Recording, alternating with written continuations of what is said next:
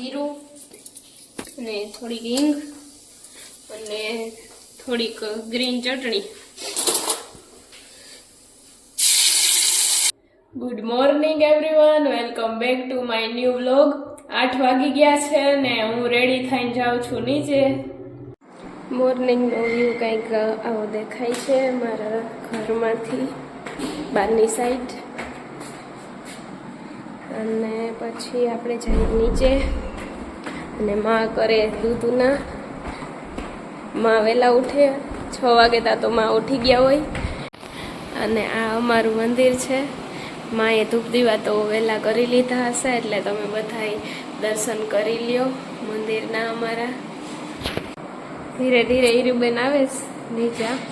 હીરુબેનને આજે સ્કૂલે જવાનું નથી, 5-6 દિવસની રજા છે. Good morning Hiruben. Good morning mummy. શું નાસ્તો કરવાનો છે તમારે? ઓકે, હાલો બનાવી નાખીએ. બધું તૈયાર કરી લીધું અને અડધી પૂરી વણાઈ ગઈ, થોડી બાકી છે. આપણે પૂરી કરી લઈએ, બેનને દઈ દઈએ નાસ્તો કરવા. અને બેકગ્રાઉન્ડમાં જે અવાજ આવે જરાક ઇગ્નોર કરી નાખજો. એ છે છાશની બોટલનો અને પાછળ ખાય છાશ. પૂરી કરાઈ જાય હીરુબેન નાસ્તો કરી લઈએ. અને હજી વીરાબેન તો પૂતા તો કઈ ઉઠે ખબર નહીં.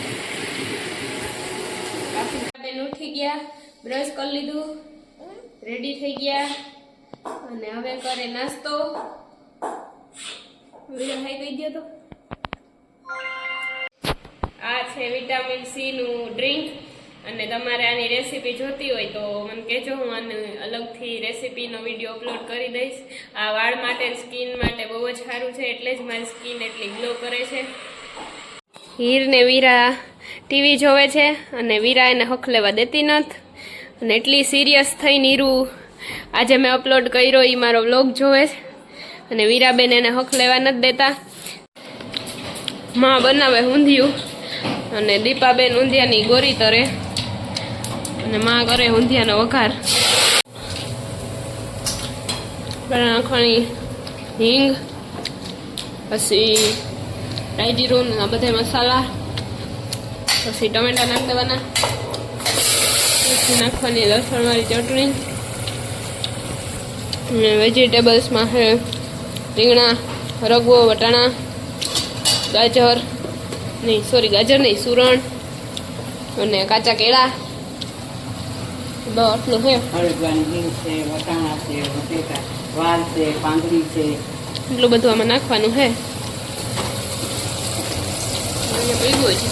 ટમેટા નાખી દેવાના, એમાં ચટણી નાખવાની, ચડવા લાવવાનું થોડુંક ખાવ થઈ જાય ગ્રેવી જેવું ત્યાં સુધી. હવે બધું વેજીટેબલ્સ આમાં નાખી દેવાનું અને થોડીક વાર હલાવવાનું. ન ચડે ત્યાં સુધી આમ અધ કચરું ચડી જવું જોઈએ.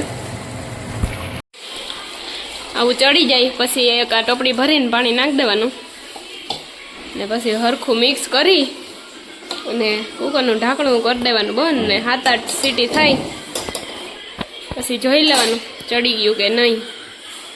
કુકરમાંથી ઊંધિયું પછી કાઢી અને ટોપમાં નાખીને એમાં મેથીની ગોળી બનાવી હતી નાખી દીધી.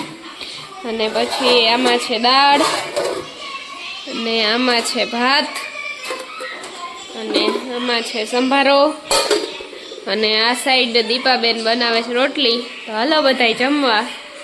આ ભડુભાઈ આવું મોકા કલે ગંધાલો મડુકાને છોડી થઈ ગઈ છે બધું ને.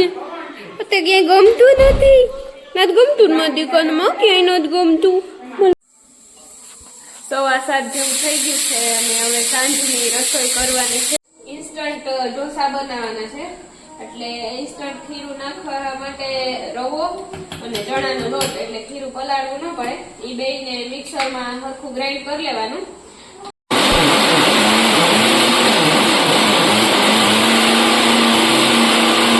મેં 1/2 કિલો રવો નાખ્યો ને એમાં 250 થી થોડોક ઓછો ચણાનો લોટ અને એ બે મિક્સરમાં ક્રશ કરી નાખ્યું. અને હવે મીઠું નાખી દઉં અને થોડીક ગ્લાસ એક છાશ અને બાકી બીજું પાણી નાખવાનું.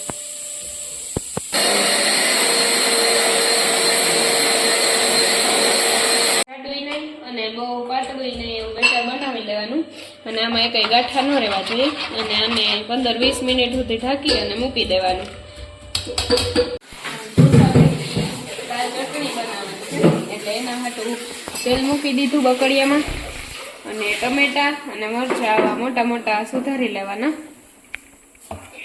એનો વઘાર કરી નાખીએ. એમાં નાખીએ હિંગ અને ટમેટા અને મરચાં નાખી દઈએ. જીરું અને થોડીક મીઠું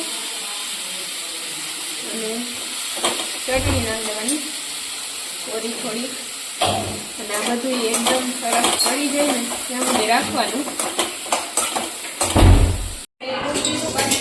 અને મિક્સરમાં બધું ક્રશ કરી નાખ્યું અને ઢીલું બહુ નહીં અને બહુ કઠણાઈ નહીં એવી ચટણી થોડુંક પાણી નાખી અને ક્રશ કરી નાખવાની અને પછી એનો વઘાર કરી નાખવાનો. એમાં રાઈ, જીરું, લીમડો અને હિંગ નાખી અને પછી આ બેટર નાખી દેવાનું. મરચાંનો વઘાર કર્યો તો અહીં ચટણીના હળદર ને તો નાખી દીધું હતું પણ હવે થોડુંક પાછું ઉપરથી નાખવું જોઈએ. ધાણા જીરું અને ચટણી થોડીક તીખું કરવા હતું અને મીઠું અને બસ થોડીક વાર ઉકળવા દેવાનું અને પછી કાઢી લેવાનું. વઘાર કરી નાખો હવે રેડી થઈ ગઈ છે એટલે આપણે એને વાટકામાં કાઢી લઈએ. અને હવે ઢોસાને આમાં લોઢીમાં નોનસ્ટિકમાં પાથરી લઈએ અને પછી એમાં બધા મસાલા નાખી દો. ઢોસાને મૈસૂર ઢોસા બે બનાવવાના છે એટલે પેલા બટેટાનો મસાલો કરી નાખ્યો અને મૈસૂર ઢોસા હાટું ટમેટા, પનીર, કેપ્સિકમ અને પાલક અને આ સૂકા મસાલા અને ચીઝ અને આ શેઝવાન ચટણી છે એને પહેલા નાખવાની થોડીક. પછી એમાં નાખવાના કેપ્સિકમ, પછી પાલક, પછી એમાં નાખવાના ટમેટા, પછી ઉપરથી થોડુંક નાખવાનું પનીર અને એમાં ચટણી, ધાણા જીરું અને મીઠું અને થોડુંક ચીઝ નાખી દેવાનું. ચીઝ ખમણી અને પછી એમાં થોડુંક ઓઇલ નાખી દેવાનું.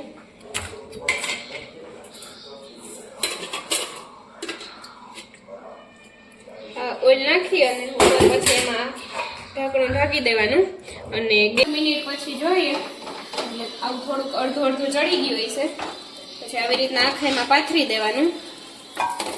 પાથરી અને પાછું 5-10 મિનિટ સુધી રાખી દેવાનું એટલે આ બધું ચડી જાય. વેજીટેબલ્સ જે નાખ્યા હોય ને એ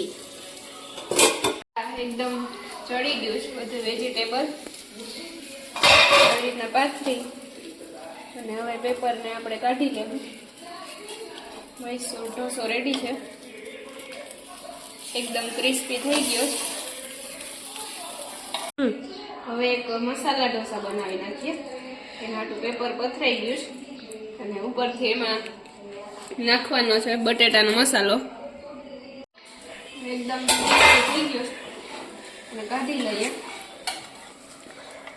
આવી રીતે ફોલ્ડ કરી નાખીએ પછી એના પીસ કરી નાખીએ.